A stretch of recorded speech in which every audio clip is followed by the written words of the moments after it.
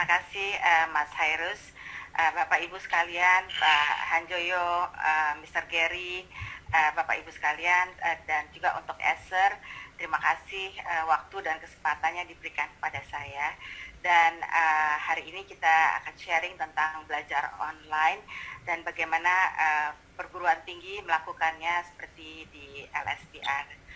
Nah, tentu hal ini bukan menjadi yang mudah ketika sesuatu yang setelah kita lakukan terbiasa dengan offline menjadi online. Nah, di LSPR ini ada 5.000 mahasiswa dan ada 22.000 alumni yang masih tergabung dengan kita selalu dalam komunikasi, dan kita punya 50 partner universitas di luar negeri, ada sekitar 260 dosen dan 325 orang staff. Nah, kita harus merubah mindset yang offline tadi menjadi online. Kalau kita mau hitung ripple effects-nya atau gelombang riaknya, 5.000 mahasiswa ini kita juga harus pikirkan sama seperti tadi Pak Hanjoyo, orang tua mereka ya. Jadi ada 10.000 lagi mother and father plus 5,000 itu jadi 15.000 orang. Nah, tentu ini bukan hal yang mudah buat kita, tapi kita memang harus berubah karena kan institusi pendidikan adalah salah satu yang terkena dampak dari pandemik ini ya, COVID-19. Jadi kita harus berubah dan kita harus cepat transform diri kita menjadi convergent. Dalam artian bagus di online, bagus di offline, dan juga bagus di blending. Ya. Oleh sebab itu di masa pandemik ini kita justru melahirkan yang namanya LSPR Omni. Jadi Omni itu artinya bagus di dua sisi. Jadi bagus di online learning, bagus di offline learning, dan bagus di blended learning, hybrid. Jadi kita belajar. Nah, tanpa kita duga juga justru pada saat pandemik ini kita berpikir apalagi kita harus kreatif, kalau enggak kita pasti akan tertindas.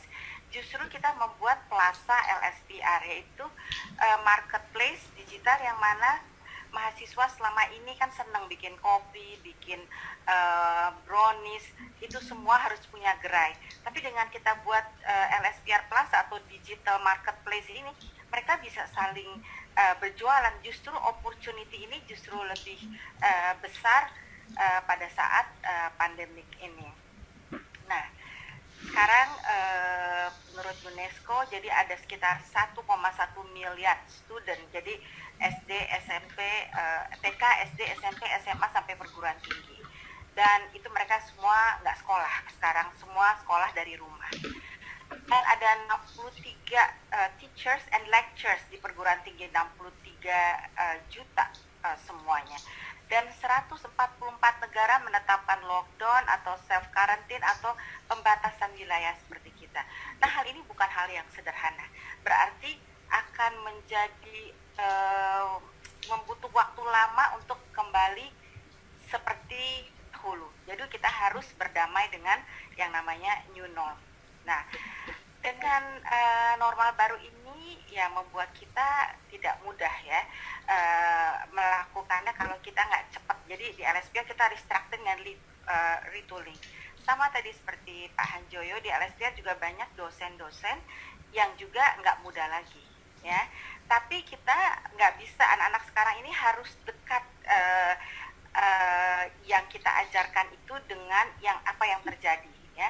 Jadi oleh sebab itu kita ada popular game sama Pak tadi ya.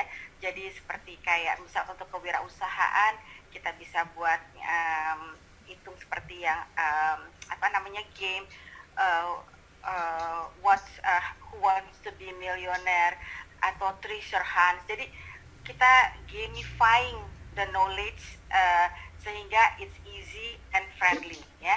Jadi dosennya juga dibikin mudah, dan surprisingly ketika mereka diajarkan tentang banyak hal untuk menjadi digital savvy, luar biasa ya. Justru mereka pengen zoom terus ya, nyari banyak hal, belajar podcasting gitu ya.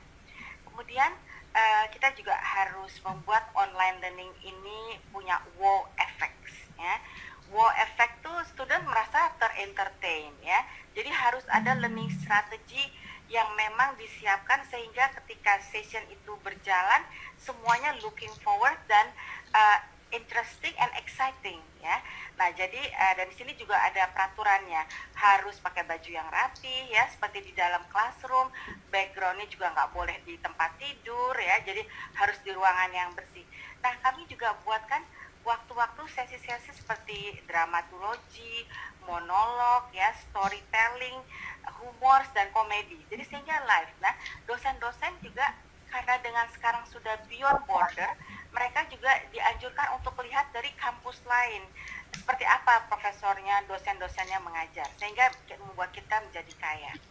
Nah, kemudian kita di perguruan tinggi selalu ada mata kuliah umum. Nah, itu tidak bisa terhenti dengan adanya pandemik ini, dengan adanya PSBB. Tetap kita buat webinar dengan berbagai topik yang mana topik ini bisa membantu mereka untuk menjadi tambah pengetahuannya.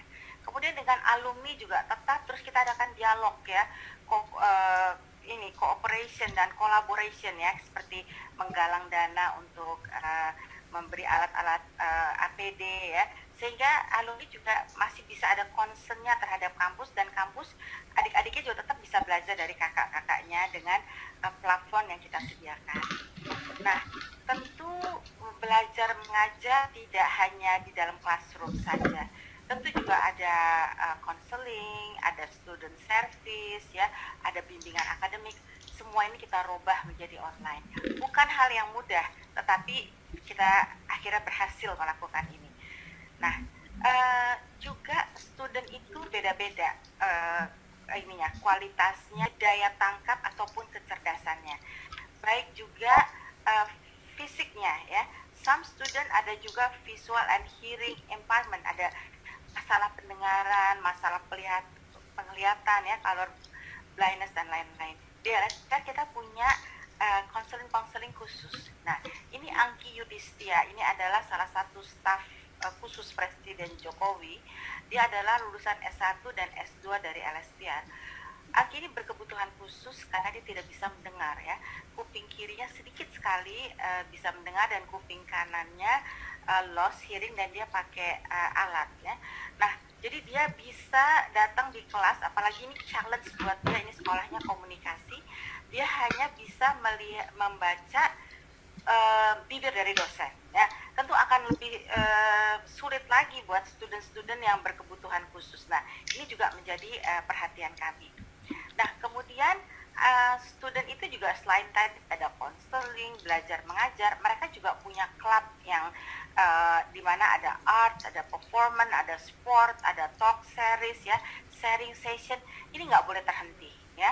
Jadi tetap kita buat caranya. Jadi bayangin aja online dance classes, it's very interesting juga ya. Terus bagaimana kalau kita mau pergi ke gunung, persiapan apa yang kita lakukan, tetap pasti bisa kita buat. Dan nyanyi bersama ya, dari yang satu di rumah, yang satu di sini, dan tetap interesting dan fun ya. Dan tentu juga sidang tesis dan tesis ini harus, karena kalau mereka terhambat akan semuanya menjadi terhambat juga. Nah, untuk itu di LSPR kita buat juga sidang online. Nah, kebetulan nih ada mahasiswa dari Rusia yang menjadi pertama kali kita punya model bagaimana melakukan sidang tesis online ya. Ini dengan akhirnya kita bisa belajar dan evaluasi apa saja yang kita lakukan untuk persiapan sidang online. Nah, selanjutnya ini juga library ya. Kita mendigitalize semua buku-buku yang ada di library, dibuat sedemikian rupa jadi seperti membuka buku ya. Jadi kita digitalize title-nya semua, jadi bacanya tetap nikmat gitu ya. Dan ada sekitar skripsi yang bisa dikerjakan di digitalize, termasuk copyright-nya dengan anti plagiarism itu ada 1044, dan ada jurnalnya 500. Jadi lumayan kalau untuk belajar di rumah. Dan books discussion tetap terus dijalankan di kampusnya dengan dosen-dosen. Terus program marketing, nah biasanya ini pada waktunya kita pergi ke IPK, ke Raffles untuk memberikan bimbingan kepada student karir yang mereka pilih nantinya setelah lulus apa aja. Tapi karena PSBB ini membuat kami tidak bisa untuk datang ke sekolah-sekolah untuk sharing session mengenai karir itu. Jadi kami membuka justru malah banyak. Jadi dengan adanya online marketing session ini, get to know about the career, itu bisa sampai 1.300, bisa 2.000 yang view-nya yang bisa aktif di sini ya. Jadi marketing tetap harus jalan ya. Dan itu juga admission. Untuk pembayaran uang kuliah juga sudah kami buatkan di sistem online-nya. Jadi ada virtual account ya, orang tua bisa bayar melalui yang kredit card pun juga bisa ya. Nah kemudian untuk menjadi asiknya, jadi dibuatlah ini ya 15 digitalisasi yang bikin kampus LSPR makin asik ya. Jadi sebenarnya sih kalau datang ke student service berkeluh kesah terus ke konselor cerita yang baper gitu ya lebih enak. Tapi sekarang dibuat digital yang juga enak gitu ya. Jadi kita punya ada 10 orang per shift yang megang counseling, student service, student guidance office, konselor, pembimbing akademik dari jam-jam yang diberikan untuk selalu kontak dengan mahasiswa ya. Nah kemudian kita juga kerjasama dengan beberapa provider untuk memberikan akses gratis ya kepada mahasiswa untuk supaya bisa bisa tetap mengikuti perkuliahan dari rumah. Beberapa kampus telah memberikan potongan misalnya 50.000 per bulan untuk selama 3 bulan 150.000. Tapi kami tidak melakukan itu. Kami coba bekerja sama dengan provider yang kami berikan lebih dari 50.000 ya. Jadi banyak kegiatan yang mereka tetap bisa lakukan, yang mereka nggak kehilangan haknya sebagai mahasiswa ya. Juga LSPR News Online tetap terus bisa berjalan di setiap hari Kamis. Dan pada waktu ini juga masa PSBB ini semua staf berada di rumah. Dosen teaching from home, manajemen staff work from home. Tentu kalau seperti maintenance, kru dan para manajer akademik itu tidak banyak pekerjaan kalau semua di running dari rumah. Nah itu kami beri kesempatan untuk justru training mereka pada saat ini karena kami tahu PSBB ini akan berakhir dan semua akan menjadi berubah ya. Jadi kami berikan pelatihan-pelatihan termasuk pelatihan untuk keluarga karyawan yang selain tak terjangkau oleh kami. Kami memberikan pelatihan entrepreneurship untuk keluarga karyawan dan juga digital savvy untuk para staff dan dosen ya, dan juga lecture nih untuk podcasting, graphic design, videografi. Jadi nggak harus tergantung lagi, mereka bisa mengerjakan sendiri sekarang. Nah di LSPR ini sedikit lagi ya Pak Ferus ya, udah mau habis ya. Oh gitu. Okay. Masih ada kurang lebih 4 menit lagi. Oke. Oke ya. Nah ini supaya tetap komunikasi itu terjalan dengan baik dan kita stay connected, LSPR itu online program itu buka dari jam 8 pagi sampai jam 9 malam dan hari Sabtu jam 8 sampai jam 4. Itu ada entertaining program ya, ada bisa nyanyi bareng tadi, kemudian ada hal-hal informatif mengenai kesehatan, mengenai kemanusiaan. Dan kemudian juga ini ada misalnya 10 minutes workout with Mr. Oki ya. Dia kasih contoh kalau sembari duduk gimana ya kalau di dalam rumah. Terus masak goreng tahu ya, tahu cabai garam ya. Jadi hal-hal baru yang mereka bisa pelajari dari rumah. Itu semua non-stop dari Senin sampai Sabtu ya. Jadi mahasiswa tidak kehilangan haknya untuk bisa ini. Nah jadi yang kita lakukan adalah sekarang sinergi, semuanya bersatu untuk melawan keresahan ini, untuk bersama-sama mempersiapkan post pandemic ya. Yang pertama, kampus-kampus di Amerika, di Inggris sudah menyatakan bahwa mereka akan buka untuk international student itu tahun 2021. Berarti sepanjang saat ini dari sampai nanti semester ganjil semuanya akan online. Jadi apa yang kita lakukan ya? Kita ingin berbuat sesuatu. Jadi LSPR kerjasama dengan partner-partnernya, baik untuk program foundation course, untuk kursus classes online, mereka bisa ambil nanti di LSPR ketika PSBB dibuka ya. Itu juga salah satunya. Nah, kemudian dari pandemik ini yang kita pelajari, akhirnya sebenarnya hal yang menakutkan buat kita, teknologi itu tadi susah, teknologi itu expensive, ternyata enggak. Teknologi is friendly and teknologi is not expensive ya. Dan kemudian kita tahu tentang app, we understand about digitalization, we learn about data analytics ya, banyak hal yang akhirnya membuat kita menjadi mahfum di dalam setelah pandemik ini. Kemudian yang satu kita belajar lagi, information must be harus fast, accurate, and interesting.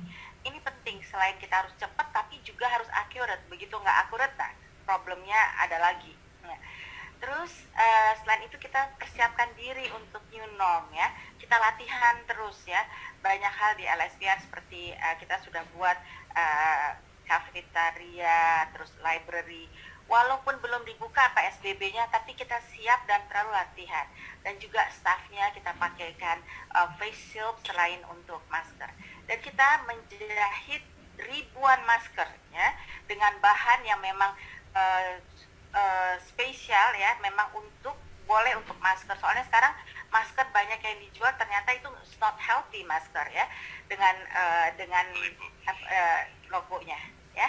Nah, sehingga dengan demikian semua kita sudah siap. Dan kita juga tanya ke student ya, evaluasi bagaimana pendapat mereka tentang belajar online. Tentu semuanya pengen masuk di classroom. Jadi meaning sekolah itu tetap harus penting di masa yang akan datang. Oke, terus selanjutnya ya challengingnya yaitu tadi, pasti kalau di rumah kan nggak semuanya punya device satu-satu laptopnya ya, ada yang harus sharing. Terus mungkin kalau semuanya pakai pada waktu yang bersamaan, kalau anaknya 2 dan 3 internet problem, bapaknya juga kerja dari rumah, sometimes ibunya juga kerja dari rumah. Kadang lagi online session, ibunya suruh ngangkat jemuran. Banyak hal lah yang akhirnya ini deh, belum ada tadi cabin fever, nggak keluar-keluar, family problem, ayahnya lose the job ya, jadi di rumah tuh kemerungsu ya. Itu juga mungkin challenges yang kita harus pahami ke brand and student ya. Kita juga harus agile di dalam saat ini ya, harus cepat bergerak ya, harus convergent online, offline, dan hybrid ya. Benar tadi Pak Anjoyo bilang kita harus punya good IT infrastructure, kalau nggak emang sulit, dan it is not expensive ya. Jadi ini bukan hal yang menakutkan lagi. Terus kemudian kita harus train staff dan lecturers ya, dan sekarang itu juga mudah karena it become friendly ya. Kemudian oke, habis waktunya. Jangan lupa juga nyanyi, dancing ya, doing sport, watching film ya. Saya juga di rumah sama anak-anak nonton film-film yang edukatif ya. Banyak film tentang entrepreneurship, banyak film tentang humanity, banyak film tentang family affair ya, yang harus kita pelajari norma-normanya yang akhirnya bisa membawa sesuatu yang bermanfaat. Nah itu dia, sampai ngos-ngosan untuk supaya bisa 15 menit ya. Tapi kalau ada apa-apa nanti bisa kontak saya di sini, juga di email. Terima kasih waktunya, Esther.